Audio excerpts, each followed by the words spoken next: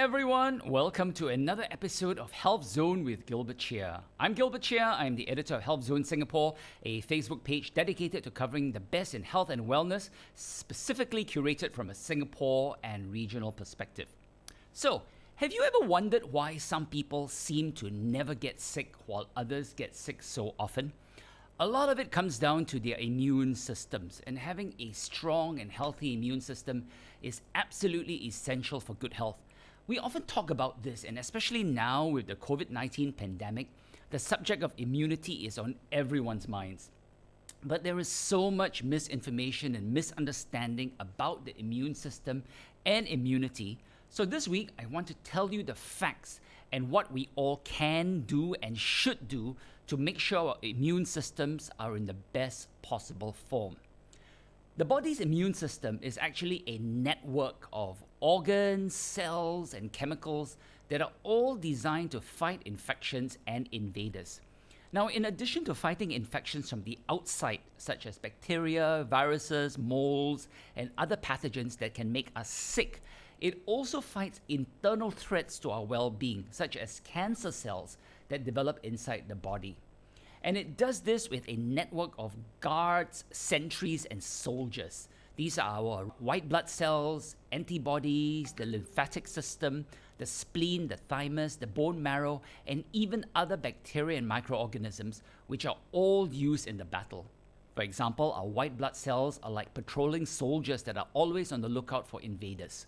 Once a white blood cell encounters a microbe, it will actually engulf and absorb the invader. And inside the cell, the invading microbe is killed using a combination of enzymes and chemicals. So what can we do to boost our immune systems? The first thing you must do is to have a healthy lifestyle. It may sound boring, but this is the single best step you can take to ensure that your immune system is strong and healthy. Our bodies are significantly affected by what we eat and how we live. And it is not possible to have a good immune system if you have a bad diet and abuse your body. Our body systems are a complex chemistry of thousands of substances. And for these systems to work properly, we must have the right nutrients. Missing even one can lead to a chain of reactions that can lead to many health problems. If you have a deficiency in vital minerals and vitamins, your immune system will be compromised. And that's why it is so important to have a well-balanced and nutritious diet. Yeah, I know we all hear this all the time, but there's a reason for this. It is really important. But what kind of foods are best for immune system health? It's important to make sure you're eating enough foods that are high in carotenoids. These are immunity-boosting substances that are produced by plants. Many studies have shown that they play an important role in strengthening the immune system and can also protect against cancer and heart disease. Make sure you eat plenty of red, orange, and yellow vegetables and fruits. These include tomatoes, carrots, peppers, sweet potatoes, peaches, mangoes, citrus fruits, and berries, as well as dark green leafy vegetables such as spinach, kale, bok choy, broccoli, and kailan. Now, our immune system relies on white blood cells that produce antibodies to combat bacteria, viruses, and other infections. And it's been observed that people with vegetarian diets have more effective white blood cells when compared to non-vegetarians. Adding more vegetables and plant-based food in your diet is always a good idea. And aside from your immune system, it will help your health in so many other ways as well. Now, as you increase your intake of fruit and vegetables, you should also reduce your intake of saturated fat and trans fats. This is because diets that are high in saturated fat and trans fats have been shown to cause chronic inflammation in the body, which has been linked to many medical problems, including type 2 diabetes, Alzheimer's disease, cardiovascular disease, osteoporosis, and even cancer. Watch out especially for processed foods that are high in both red meat and fat, such as hot dogs and fatty cured meats. These are especially bad. Now, one particular nutrient that is very important for immunity as well as for the overall body system is vitamin D. Although it's called vitamin, it really is a prohormone, which is a substance that the body needs to create hormones. only about 10% of the vitamin D that the body needs can come from food, and the body actually has to make the remaining 90% for itself in the body. And it does this by converting sunlight, which hits the skin, into all of the different compounds that it needs. Now, the problem is that many people nowadays, even in a sunny tropical island like Singapore, avoid the sun almost completely. And without sunlight, the body cannot produce enough vitamin D. So this has led to many people in Singapore being deficient in vitamin D without them even knowing about it. You have to make sure that you get enough vitamin D in your diet and consider a vitamin D supplement as well, because it is such an important nutrient for the body and for the immune system. Now, a good diet is especially important for senior citizens. Older people tend to eat less and often have less variety in their meals. Many have problems with their teeth and chewing, and that limits the foods they can eat and their enjoyment, which leads to poor nutrition. And all of this contributes to an even weaker immune system, which is in addition to the natural reduction in immunity that comes as people age. So the elderly are much more likely to contract infectious diseases such as the flu, COVID-19, pneumonia, and even cancer, and they are more likely to die from it. It is therefore so important that older people have nutritious diets that give them all of their nutritional needs, and if necessary, to take supplements.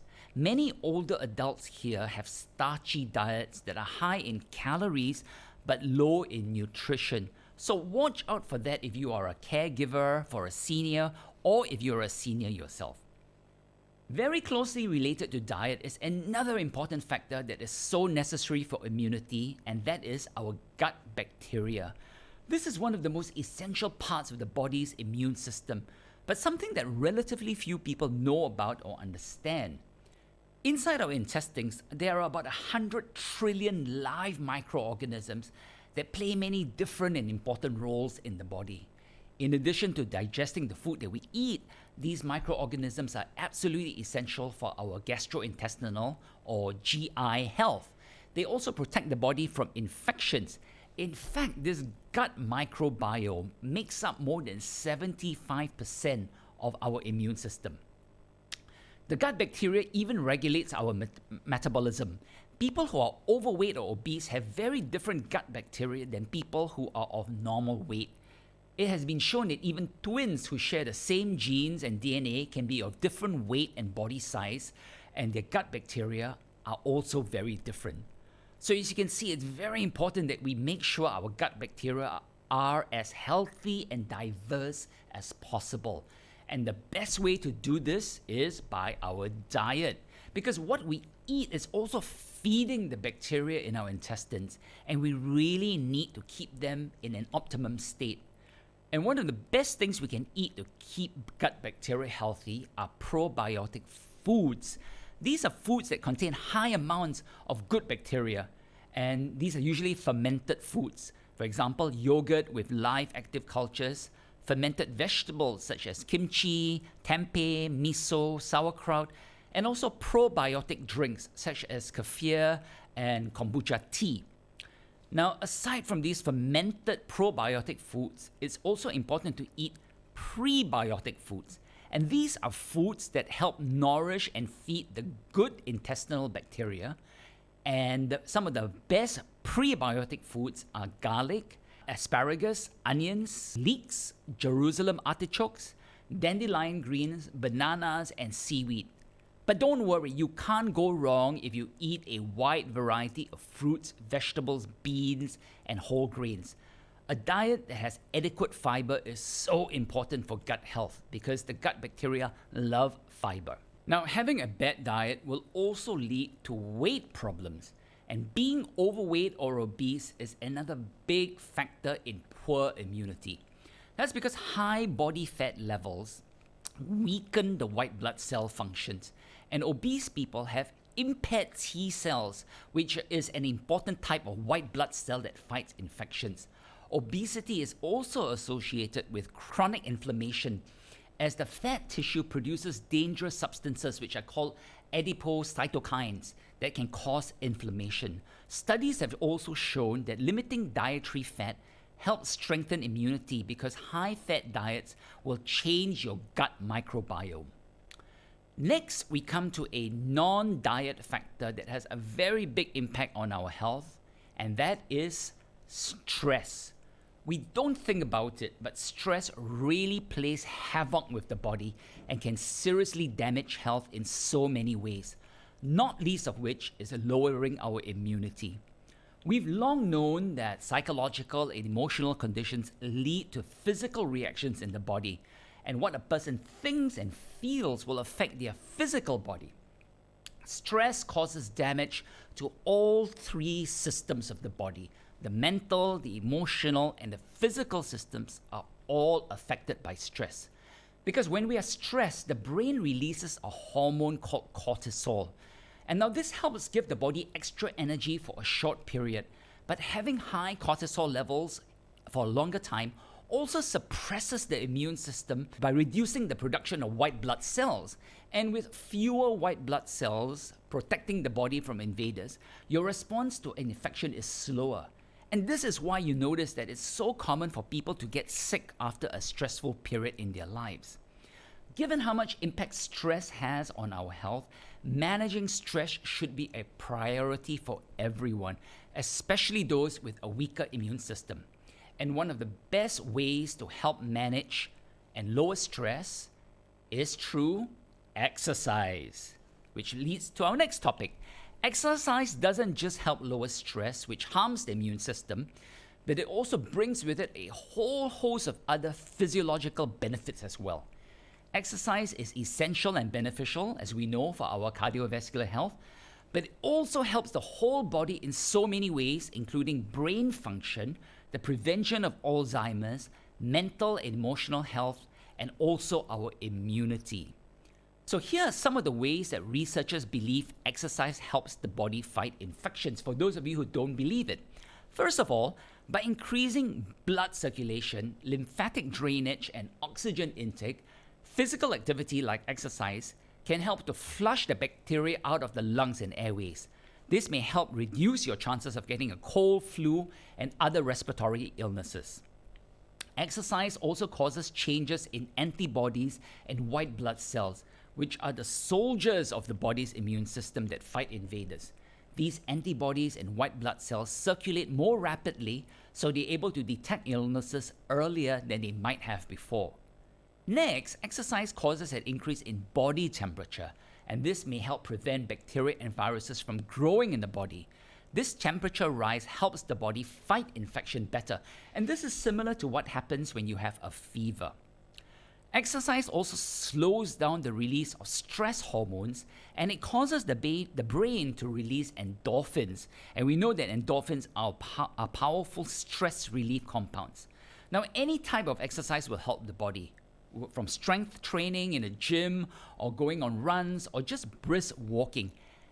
Get your body moving and exercise for at least 30 minutes 3 times a week. It is a small step to pay for very big health rewards. Another factor that plays an important role in our immune system is sleep and rest. It seems so basic, but you'll be surprised at how much work your body is actually doing while you're asleep. During sleep, your brain and other body systems are actually busy cleaning and repairing and replenishing themselves. For example, cerebrospinal fluid washes through the brain, removing toxins that otherwise would build up and cause damage. In fact, one of the factors that contributes to Alzheimer's disease is a lack of good sleep. And while we are sleeping, our immune system releases proteins called cytokines, which fight infections and inflammation. So insufficient sleep lowers the amount of these protective cytokines and other immune cells. This is one reason why you're far more likely to fall sick if you are sleep deprived, and why sleeping is such an important way for the body to fight infections and recover. So you can see that the body has a holistic, comprehensive, multifaceted way to fight infections and illnesses, and these systems are all interlinked and interdependent. And to have a healthy immune system, we need several things. You need a good diet, you need sufficient rest, good management of stress, and you need exercise. There's no one magic bullet. So don't believe that you can have a lousy diet, smoke and drink, and then just take a pill to get you healthy. Make the effort to have a healthy lifestyle, and you'll be looking and feeling and living your best for a long time to come. So I hope you found that helpful and that you will be inspired to take better care of your body and therefore to get a better and healthier immune system, which will protect you from diseases for the rest of your long and healthy life. Thanks very much for joining me for this episode of Health Zone with Gilbert Chia. Do like, subscribe, comment, and give us your thoughts and suggestions.